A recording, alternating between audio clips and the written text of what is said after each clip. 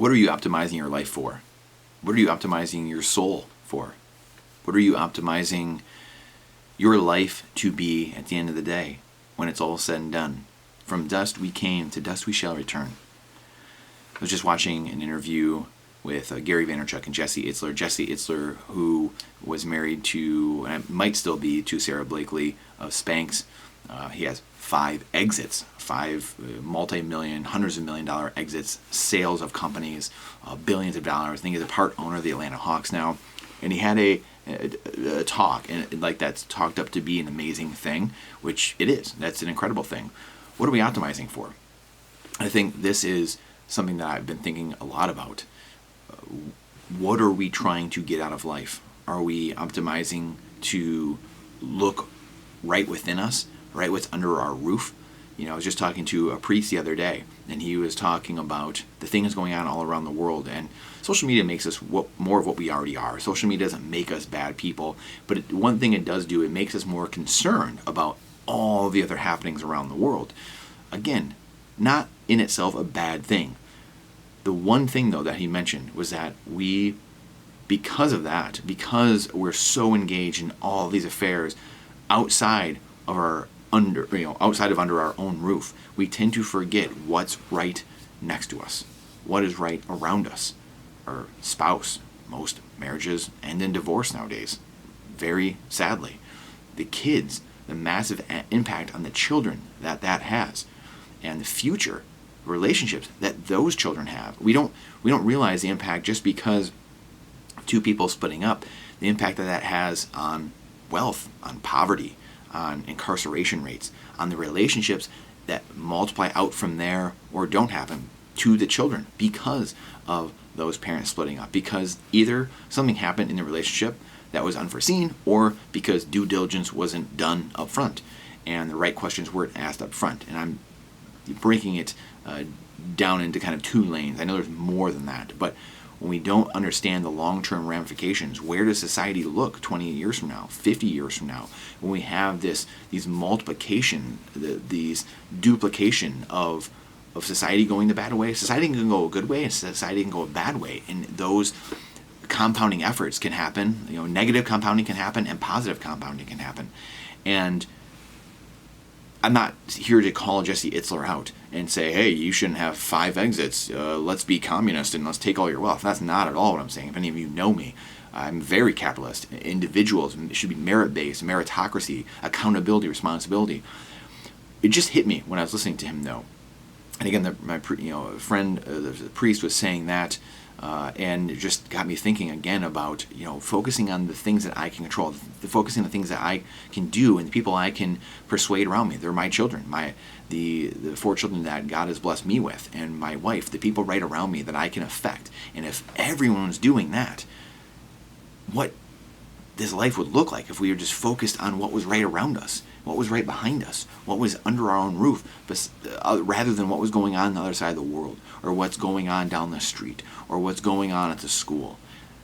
This is really our downfall. This is our undoing as humans.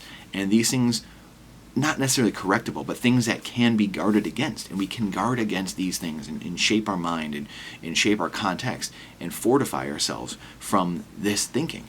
And we're never going to get rid of it completely. And that's human. That's human nature. It's part of being human. But that's the challenge. That's the part of life, that the constant challenge, the getting better, changing our paradigm, changing our habits. So it's not to call out Jesse, but it's to say, what is the most important thing in life? What are we optimizing for?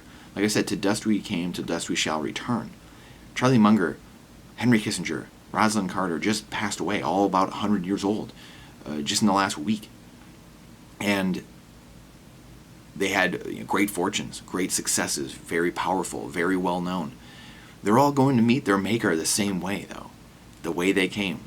To dust, from dust they came, to dust they shall return. Charlie Munger didn't get to take anything with him.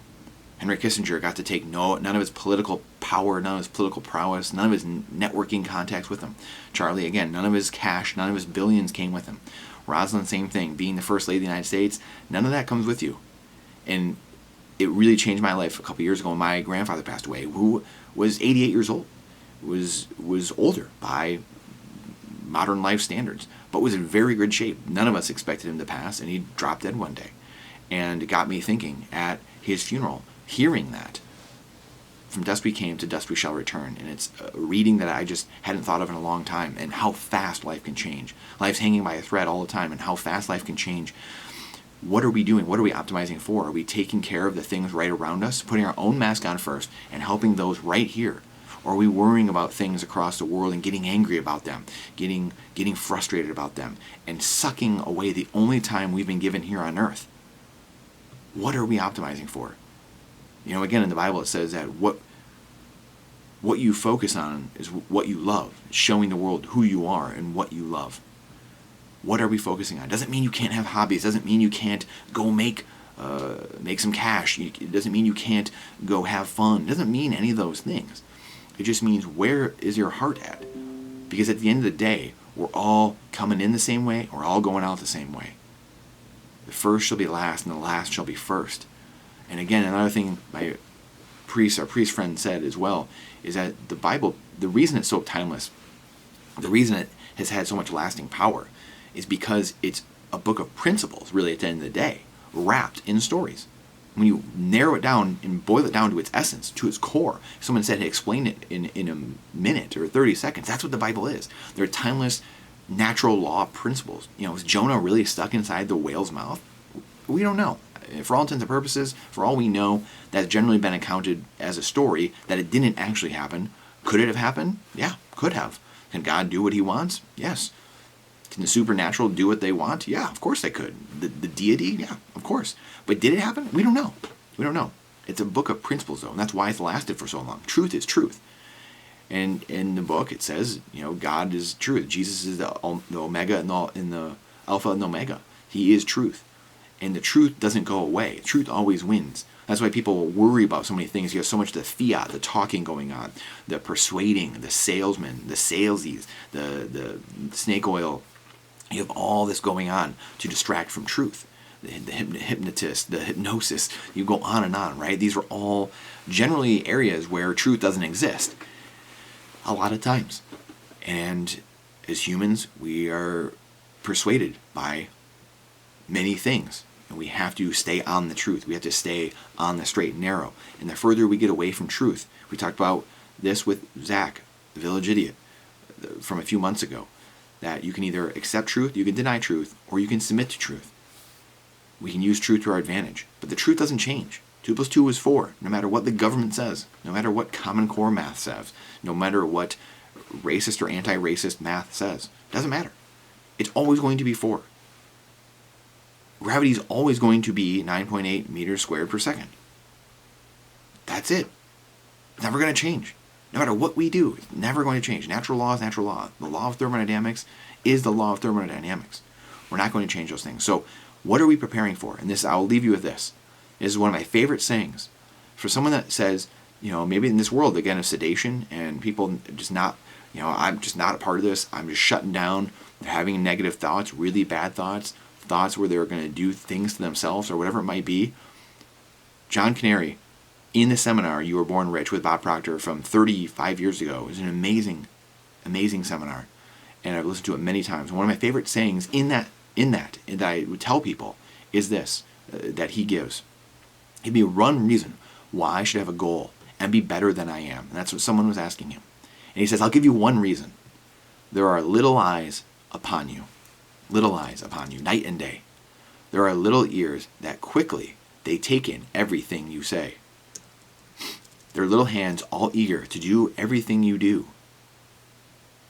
For this boy and girl are dreaming that one day they will be just like you. I gotta move this. Let me start this. They are little eyes upon you, watching you night and day. There are little ears that quickly they take in everything you say. There are little hands all eager to do everything you do. For this boy or girl are dreaming of the day they will be just like you. For you are this little person's idol. You are the wisest of the wise, and their little mind about you no suspicions arise. For they believe in you devoutly, anything you say and all you do. Those little people are dreaming of the day they will just be just like me and just like you. And that's it. To me, that's the end. That's the end goal. How is my soul? What am I? Like as the old saying goes as well, it's not how much money you make, it's how you make it. Are we doing things the right way? Are you doing what you're called to do? Is your soul right? Are we treating others, doing unto others as we would have done to ourselves? And again, we can focus on things in life and we can make a difference. At the end of the day, though, we're going to spend a lot more time in eternity than we do here on earth. And that is something that drives me every day to be in the straight and narrow and to constantly be staying as close to truth as humanly possible. Please share this out. The algorithm hates truth. Speaking of truth, question everything with boldness, even the existence of God himself. Trust, but verify. And this is not financial advice. It is freedom advice. And I look forward to seeing you on the next one.